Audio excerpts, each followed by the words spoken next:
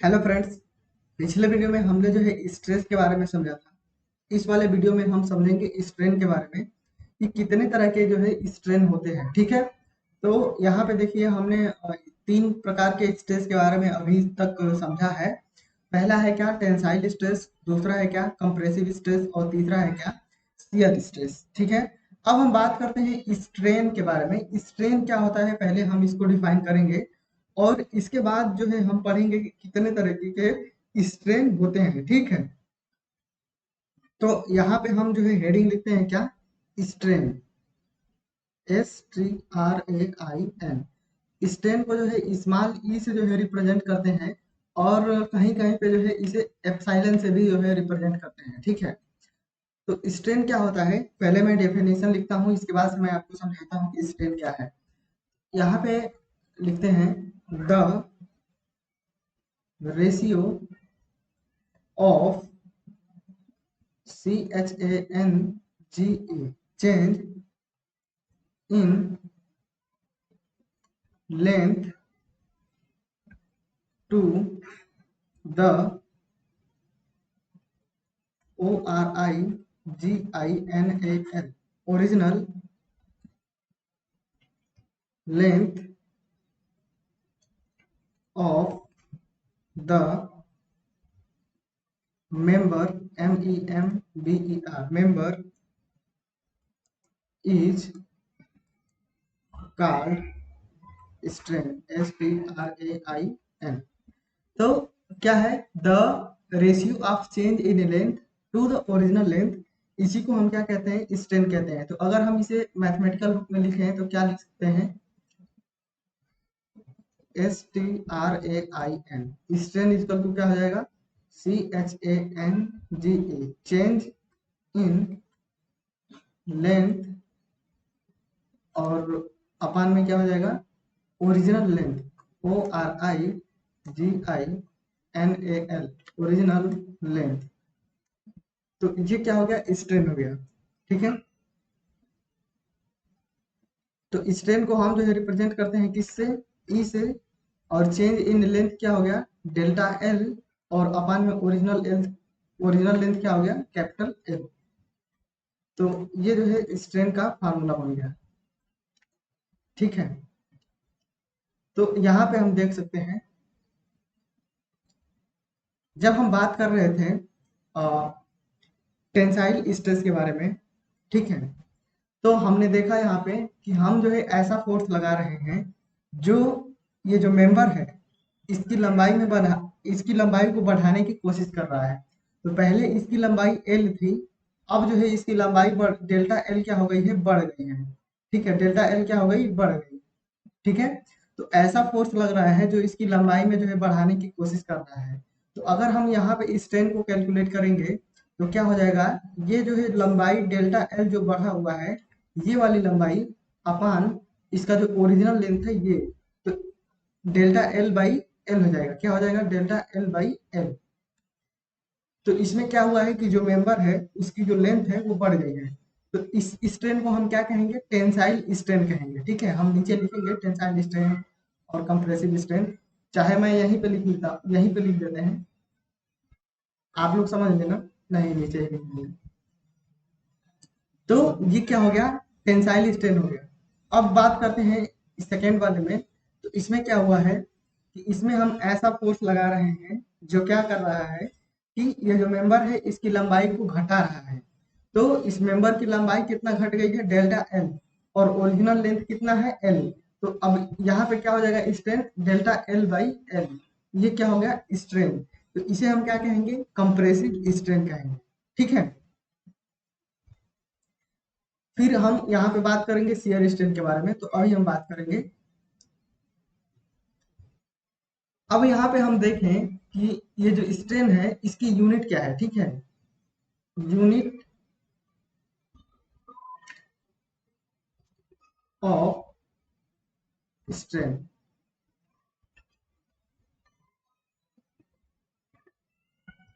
Unit of strain, strain की unit क्या है। तो यहाँ पे देखो ये जो चेंज इन लेंथ, लंबाई में परिवर्तन क्या हो रहा है डेल्टा एल का, और लंबाई का मात्रक क्या होता है मीटर, और ये ओरिजिनल लंबाई है ये भी क्या होता है मीटर में ही होता है, तो दोनों कट जाएंगे, तो यहाँ पे यूनिट क्या बचेगा, कुछ नहीं, ठीक है। तो जो स्ट्रेन होता है वो क्या होता है यूनिट लेस होता है, यानी कि इसका मात्रक नहीं होता, यूनिट लेस, इसका मात्रक नहीं होता है, स्ट्रेन का मात्रक क्या होता है नहीं होता है, ठीक है। अब हम बात कर रहे हैं टाइप ऑफ स्ट्रेन के बारे में।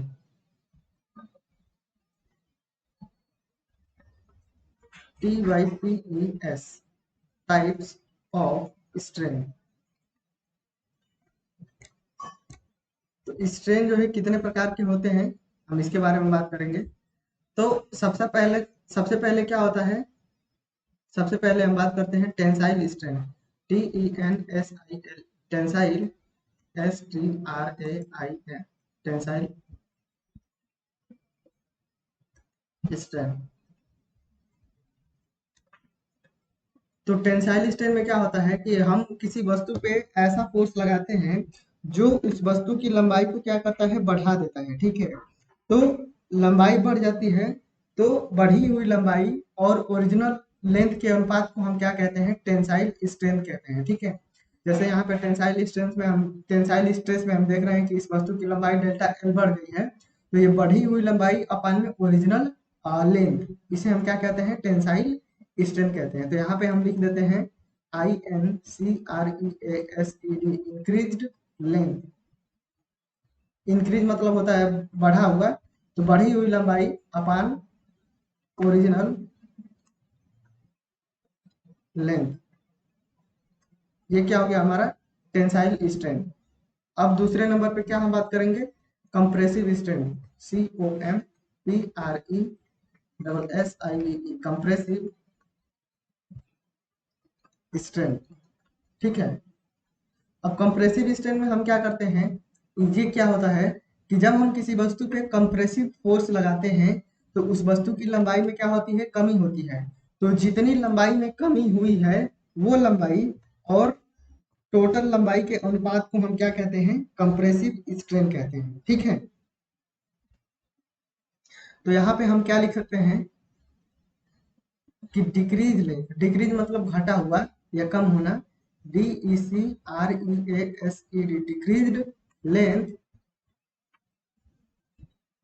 अपान ओरिजिनल, ORIGINAL, ओरिजिनल लेंथ, इसके अनुपात को हम क्या कहते हैं कंप्रेसिव स्ट्रेन कहते हैं, ठीक है।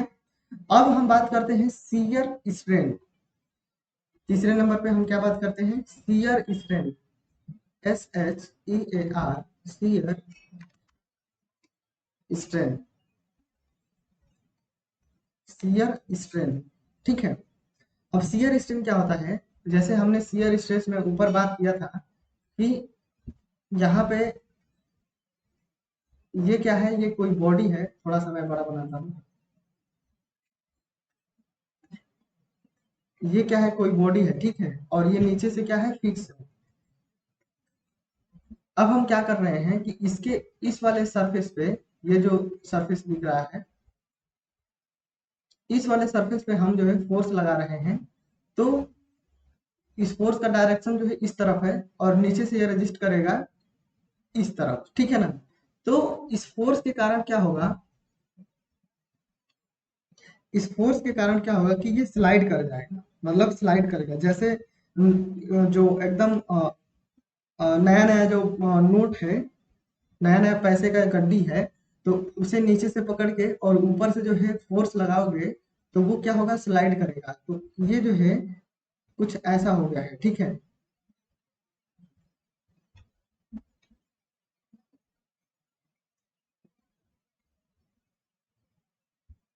ये क्या हो गया है कुछ ऐसा हो गया है, ये जो है स्लाइड कर गया है इधर को, और ये वाला बढ़ के जो है क्या कहाँ आ गया है इधर को, समझ पा रहे हो ये वाला,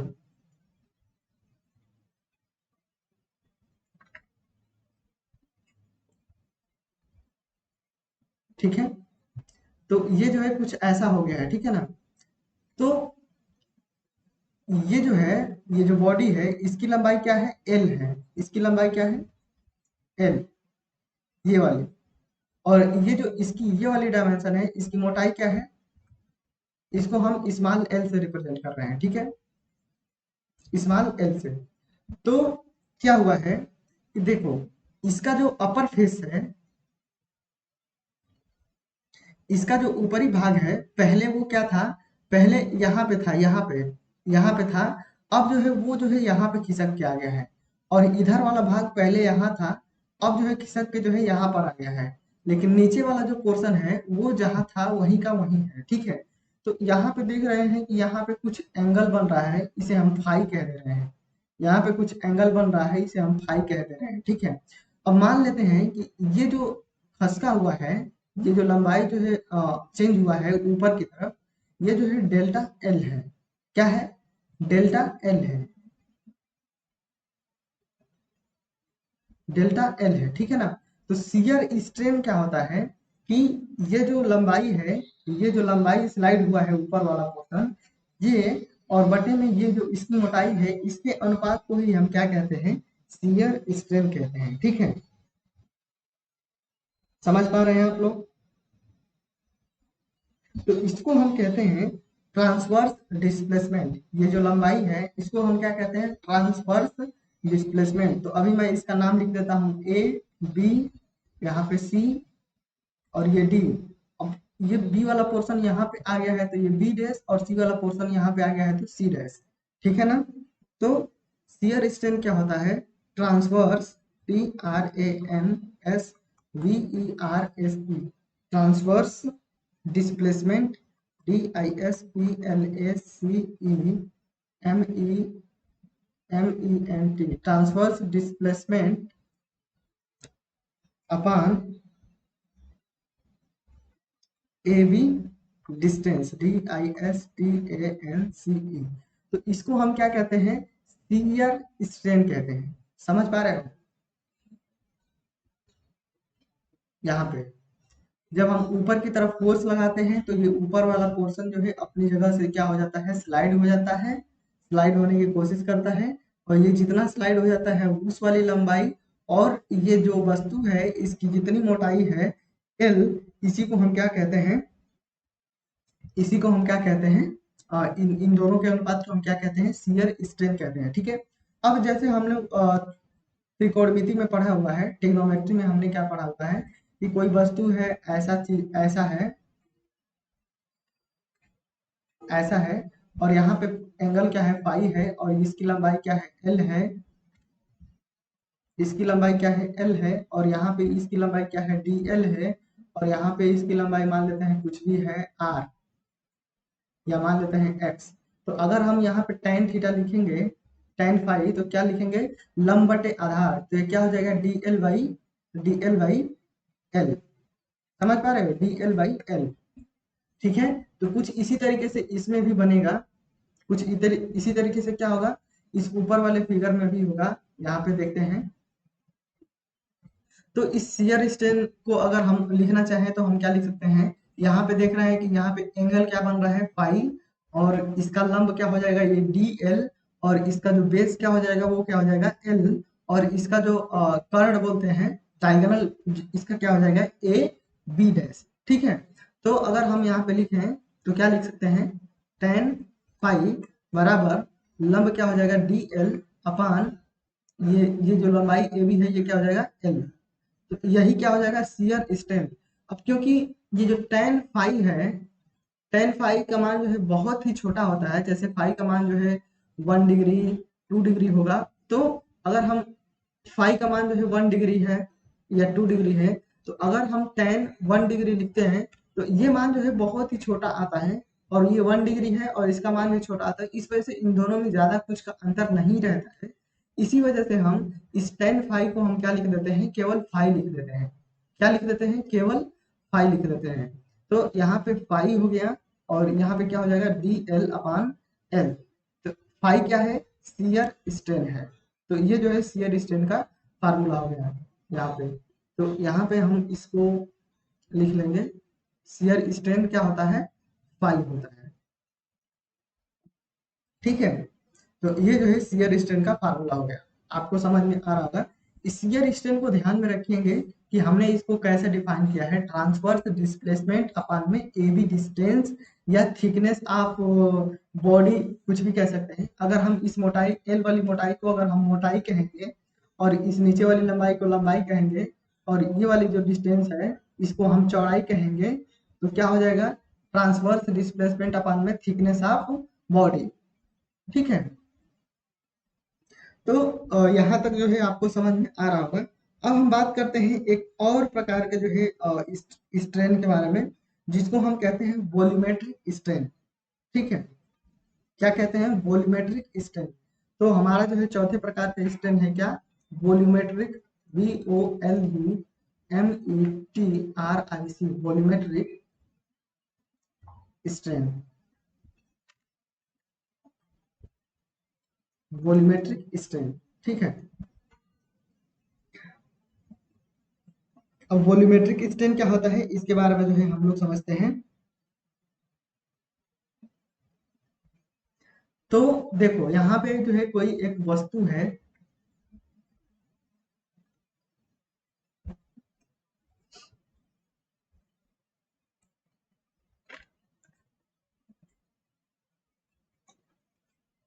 यहाँ पे ये क्या है, कोई एक वस्तु है, बॉडी है। ठीक है, ये क्या है, कोई एक बॉडी है और इसका वॉल्यूम क्या है, इसका वॉल्यूम क्या है, वॉल्यूम, वॉल्यूम क्या है, वी है। ठीक है, इस बॉडी का क्या है, वॉल्यूम वी है। अब हम क्या कर रहे हैं कि इस बॉडी पे हम क्या कर रहे हैं, फोर्स अप्लाई कर रहे हैं। ठीक है ना, तो हम लोग मान लो कि इधर से भी फोर्स अप्लाई कर रहे हैं, इधर से भी फोर्स हम लोग अप्लाई कर रहे हैं और इधर से भी हम लोग फोर्स अप्लाई कर रहे हैं। ठीक है, अब ये जो फोर्स है ना, इसका मान जो है कुछ भी हो सकता है, इधर F1 F2 और इधर क्या हो गया F3। इन मान लो ये तीनों जो है अलग अलग मैग्नीट्यूड के, अलग अलग वैल्यू के क्या है, फोर्स है। तो इसके कारण क्या होगा, ये कंप्रेसिव नेचर के हैं, तो इसके कारण क्या होगा कि ये जो बॉडी है ना, इसका जो आयतन है उस आयतन में क्या होगा, कमी होगा। आयतन, अब ये हम तीनों तरफ से पकड़ के दबाएंगे तो ये क्या होगा, इसका आयतन कम होगा, सिकुड़ेगा ये। ठीक है, तो जितना आयतन कम हो गया है वो आयतन और बट्टे में इसका पहले जो ओरिजिनल आयतन था उसके आयतन को ही उसके आयतन के अनुपात को ही हम क्या कहते हैं, वॉल्यूमेट्रिक स्ट्रेन कहते हैं। तो यहाँ पे हम क्या लिख सकते हैं, CHANGE, चेंज इन वॉल्यूम अपान में ORIGINAL, ओरिजिनल वॉल्यूम। ठीक है, VOLUME। तो हम वॉल्यूमेट्रिक स्ट्रेन को क्या कह सकते हैं, change in volume upon original volume. अगर अगर यही मेंबर है, अगर यही बॉडी रहे, यही बॉडी है, अब हम क्या करें इस पे कि अब हमारा जो फोर्स है वो कंप्रेसिव नेचर का ना होकर टेंसाइल नेचर का हो गया। ठीक है, टेंसाइल नेचर का बाहर की तरफ। तो अब इसका आयतन क्या होगा, पहले की तुलना में क्या होगा, बढ़ेगा। ठीक है, पहले इसका आयतन मान लो ओरिजिनल आयतन क्या है, v है, और वॉल्यूम में चेंज क्या हो रहा है, डेल्टा वी हो रहा है। तो इस वाले में क्या हो रहा है कि इसका आयतन घट रहा है और इस वाले में केस क्या होगा, इस वाले केस में क्या होगा कि इसका जो आयतन है वो क्या होगा, बढ़ेगा। समझ पा रहे हो ना। तो यहाँ पे मैंने लिखा हुआ है क्या, चेंज इन वॉल्यूम। तो चेंज इन वॉल्यूम कह रहे हैं, तो वॉल्यूम जो है घट भी सकता है और बढ़ भी सकता है। समझ पा रहे हो। तो यहाँ पे जो स्ट्रेन हो जाएगा, वॉल्यूमेट्रिक स्ट्रेन,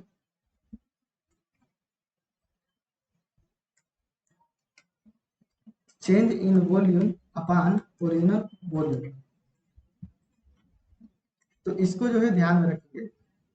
अब यहाँ पे ना, यहाँ पे ये जो तीनों फोर्स लगे हैं बाहर की तरफ या अंदर की तरफ, ये तीनों अलग अलग मैग्नीट्यूड के हैं, आप देख ही रहे हो। ठीक है, तो इन फोर्सों के कारण क्या होगा, स्ट्रेस जनरेट होगा और जिसके कारण क्या होगा, इसके आयतन में कमी होगी। अगर यही तीनों फोर्स जो है क्या हो जाए, बराबर हो जाए, F1 is equal to F2 is equal to F3, तो ये तीनों फोर्स बराबर हो जाएंगे तो बराबर स्ट्रेस जनरेट होगा तीनों ओर, समझ पा रहे हो? तो उसको हम कहते हैं हाइड्रोस्टैटिक स्ट्रेस। हाइड्रोस्टैटिक स्ट्रेस कहते हैं, क्या कहते हैं? हाइड्रोस्टैटिक स्ट्रेस कहते हैं। मैं आपको यहाँ पे बता देता हूँ हाइड्रोस्टैटिक स्ट्रेस। जैसे क्या होता है ना कि ये एक बॉडी, ये एक क्या है, बर्तन है, ठीक है। अब इसमें हमने किसी वस्तु को यहाँ पे डाल दिया है इसमें, ठीक है। तो आप फ्लूइड मैकेनिक्स में पढ़ेंगे या पढ़े होंगे तो आप देखते हैं कि जो पानी होता है, किसी भी अगर पानी वाटर में कोई बॉडी डूब जाती है तो पानी जो है उसकी चारों सतहों पे मतलब हर तरफ से क्या लगाता है, एक समान जो है प्रेशर डालता है। प्रेशर का मान क्या होता है, एक समान होता है। तो यहाँ पे जो प्रेशर का मान लगेगा या कहें कि ये चारों तरफ से एक समान दबाएगा, इसको एक समान क्या करेगा, कंप्रेस करेगा। इसी वजह से क्या कहते हैं, इसको हाइड्रोस्टैटिक स्ट्रेस कहते हैं, जब ये तीनों फोर्स का मान क्या हो जाता है, बराबर हो जाता है। समझ रहे हो? चलो, तो यहाँ पे जो है मैंने आपको बता दिया स्ट्रेन के बारे में। तो स्ट्रेन हमने कितने प्रकार के देखे, 4 प्रकार के स्ट्रेन देखे। पहला क्या देखे, टेंसाइल स्ट्रेन, जब वस्तु की लंबाई बढ़ जाती है और ओरिजिनल लंबाई के अनुपात को कहते हैं। कंप्रेसिव स्ट्रेंथ, इसमें वस्तु की लंबाई घट जाती है तो घटी हुई लंबाई और ओरिजिनल लंबाई के अनुपात को हम कहते हैं कंप्रेसिव स्ट्रेंथ। और तीसरे वाले में शियर स्ट्रेंथ। शियर स्ट्रेंथ में क्या होता है, ट्रांसवर्स डिस्प्लेसमेंट होता है और जो वस्तु की मोटाई रहती है उसके अनुपात को हम क्या कहते हैं, उसके अनुपात को हम क्या कहते हैं, शियर स्ट्रेन कहते हैं। और फिर इसके बाद से हमने देखा वॉल्यूमेट्रिक स्ट्रेन। इसमें क्या होता है कि वस्तु का जो वॉल्यूम है, जो वस्तु है उसका जो वॉल्यूम है वो क्या होता है, चेंज होता है, उसके अनुपात को और ओरिजिनल वाले के अनुपात को हम क्या कहते हैं, वॉल्यूमेट्रिक स्ट्रेन कहते हैं। ठीक बात है। अब हम जो है इसके आगे पढ़ने वाले हैं। हमने स्ट्रेस के बारे में डिस्कस कर लिया और वॉल्यूमेट्रिक स्ट्रेन के बारे में जो है डिस्कस कर लिया। अब हम बात करते हैं कि ये जो स्ट्रेस है ना वो कितने प्रकार के होते हैं और ये जो स्ट्रेन है ना वो कितने प्रकार के होते हैं, ठीक है। तो यहाँ पे बात करते हैं स्ट्रेस के बारे में। STRESS। तो ये जो स्ट्रेस है ना इसको हम 2 भागों में बांटते हैं।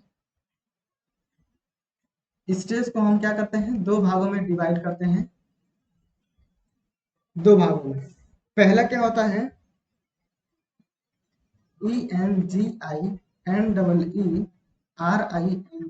Engineering stress. और दूसरा क्या होता है, actual stress, ACTUAL, actual stress. अब इस इंजीनियरिंग स्ट्रेस को ना हम नॉमिनल स्ट्रेस कहते हैं, NOMINAL, नॉमिनल स्ट्रेस, ठीक है। और इस इंजीनियरिंग स्ट्रेस को हम क्या कहते हैं, नॉमिनल स्ट्रेस। और एक्चुअल स्ट्रेस को हम क्या कहते हैं, ट्रू स्ट्रेस, ठीक है। ठीक है।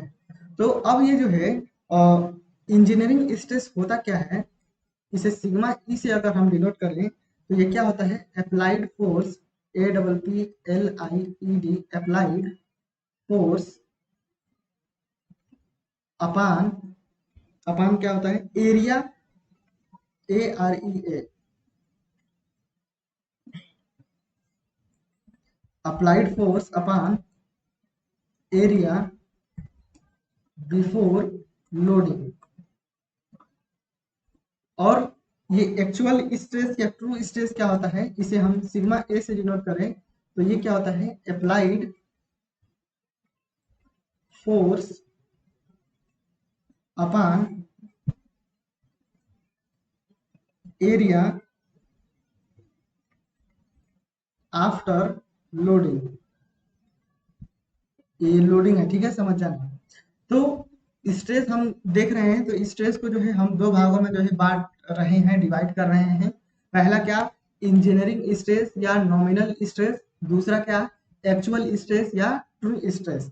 इंजीनियरिंग स्ट्रेस क्या होता है कि अप्लाइड फोर्स या external force upon area before loading. और एक्चुअल स्ट्रेस या ट्रू स्ट्रेस क्या होता है, applied force upon area after loading. ठीक है, अब हम देखो यहाँ पे बात करने वाले हैं, यहाँ पे देखो, यहाँ पे तो हमने यहाँ पे टाइप ऑफ स्ट्रेस के बारे में देखा था। तो यहाँ पे टेंसाइल स्ट्रेस और कंप्रेसिव स्ट्रेस था। ठीक है, तो क्या होगा कि जब हम टेंसाइल स्ट्रेस जो है लगाएंगे तो ये वस्तु की लंबाई बढ़ जाएगी। तो इसके साथ साथ क्या होगा, ये जो इसका क्रॉस सेक्शनल एरिया यहाँ पे दिख रहा है ना, ये वाला लंबाई बढ़ेगी। लंबाई क्या होगा, दोनों तरफ से क्या होगा, बढ़ेगा। तो ये क्रॉस सेक्शनल एरिया होता है वो क्या होगा, घटेगा। समझ पा रहे हो, जैसे आपको नहीं समझ में आ रहा है तो जो वो रबर बैंड होता है ना, जो ऐसा रबर बैंड होता है, एक मोटा सा रबर बैंड होता है। आप जाओगे अगर कहीं दुकान पे मिठाई उठाई खरीदोगे, मिठाई खरीदोगे तो वहां पे मोटा सा रबर बैंड मिलता है। तो उसको आप खींचोगे दोनों तरफ से तो देखोगे कि उसका जो क्रॉस सेक्शनल एरिया है ना वो क्या होता है, घट जाता है। समझ रहे हो, क्या हो जाता है, घट जाता है। अगर कंप्रेसिव को हम समझे तो जो इरेजर होता है, हम लोग जो है 1-2 रुपए का जो इरेजर खरीदते हैं, अगर उसको दोनों तरफ से ऐसे लोड लगाओगे, कंप्रेस करोगे, तो इसका ये जो क्रॉस सेक्शनल एरिया है वो क्या होता है, बढ़ने लगता है। समझ रहे हो, तो अगर हम टेंसाइल फोर्स लगाते हैं तो ये क्रॉस सेक्शनल एरिया क्या होता है, क्रॉस सेक्शनल एरिया क्या होता है, घटता है। और अगर हम कंप्रेसिव फोर्स लगाते हैं तो ये जो क्रॉस सेक्शनल एरिया क्या होता है, बढ़ता है। ठीक है, अब चलो यहाँ पे हम बात करते हैं। तो अगर हम बात करेंगे टेंशन की, TENSION, तो अगर हम टेंशन में बात करेंगे, टेंसाइल फोर्स हमने अप्लाई किया है या टेंसाइल स्ट्रेस जनरेट हुआ है, तो उस टाइम की अगर हम बात करेंगे तो ये क्या है, applied force area before loading. ठीक है, हम टेंसाइल की बात कर रहे हैं, और ये क्या है, applied force upon area after loading. तो इसमें क्या होगा, जैसे कि ये वस्तु है, तो इसका जो एरिया है, यहाँ पे हम बात कर रहे हैं बिफोर लोडिंग, तो लोडिंग से पहले इसका एरिया क्या है, ए है। और यहाँ पे हम बात कर रहे हैं आफ्टर लोडिंग। तो जब टेंसाइल फोर्स लगेगा तो इसका ये जो क्रॉस सेक्शनल एरिया है, ये जो क्रॉस सेक्शनल एरिया है वो क्या हो जाएगा, घट जाएगा। क्या हो जाएगा, घट जाएगा। ठीक है, तो ए वाला एरिया जो है बड़ा होगा ए डैश से। ठीक, तो यहाँ पे अगर हम इंजीनियरिंग स्ट्रेस की बात करेंगे यहाँ पे, तो सिग्मा ई अपान अप्लाइड फोर्स को अगर हम एफ से डिनोट करेंगे, और ये एरिया बिफोर लोडिंग क्या हो गया, ए। ठीक है, और अगर हम यहाँ पे बात करेंगे, यहाँ पे बात करेंगे,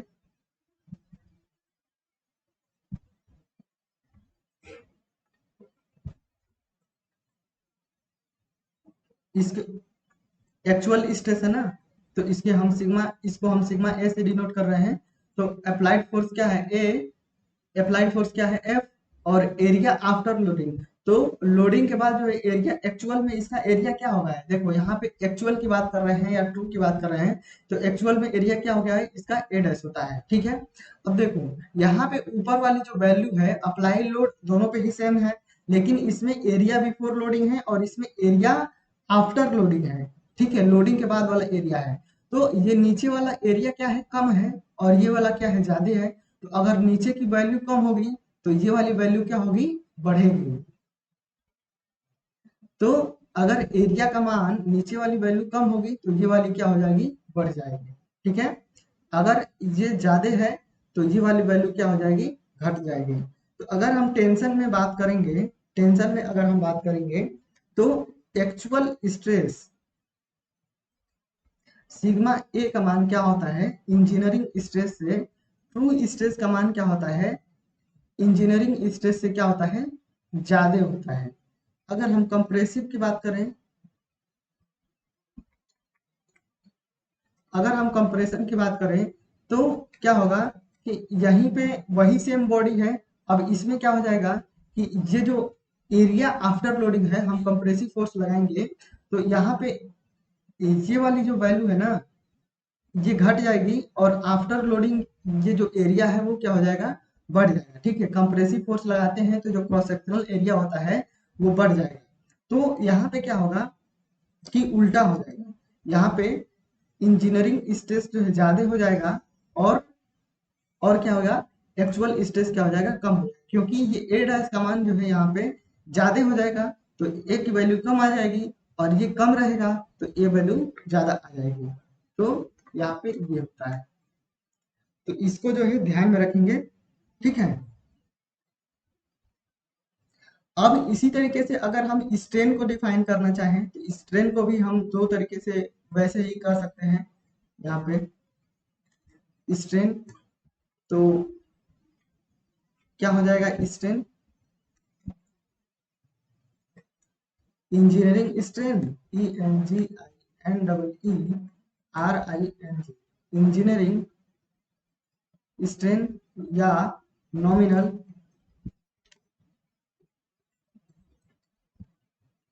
स्ट्रेन, और दूसरा क्या हो जाएगा, actual strain or TRU, true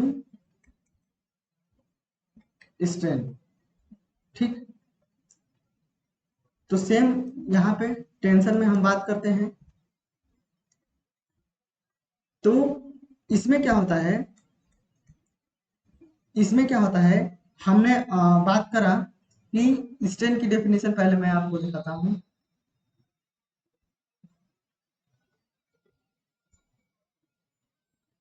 हमने क्या बात करा था, जो स्ट्रेन होता है, स्ट्रेन की जब हमने डेफिनेशन लिखी थी तो हमने क्या लिखा था कि चेंज इन लेंथ अपान में क्या लिखा था, original length, change in length upon original length लिखा था।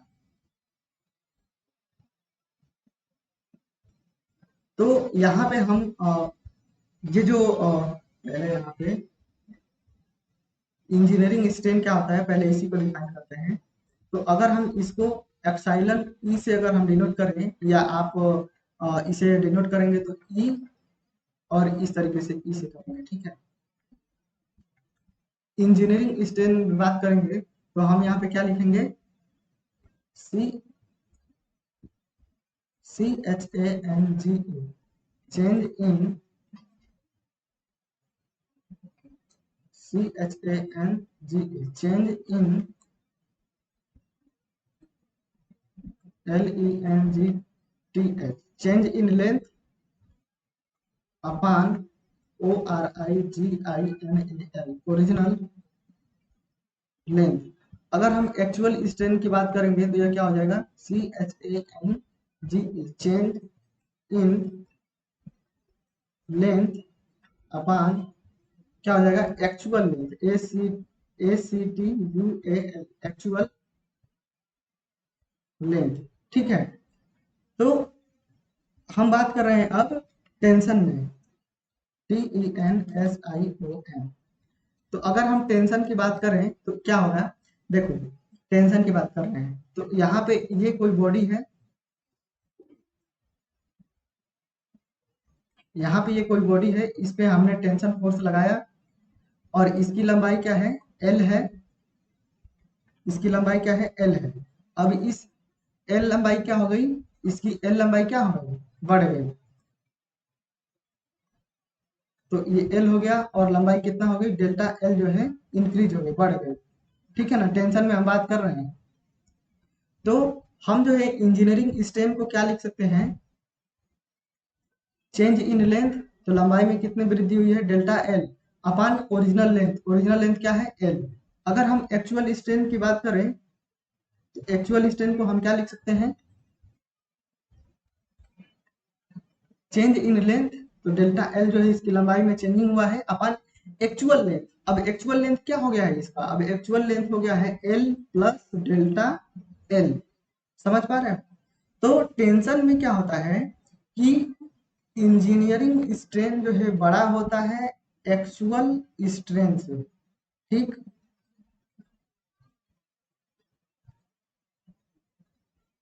अब हम बात कर रहे हैं कंप्रेशन की, COMPRESSION,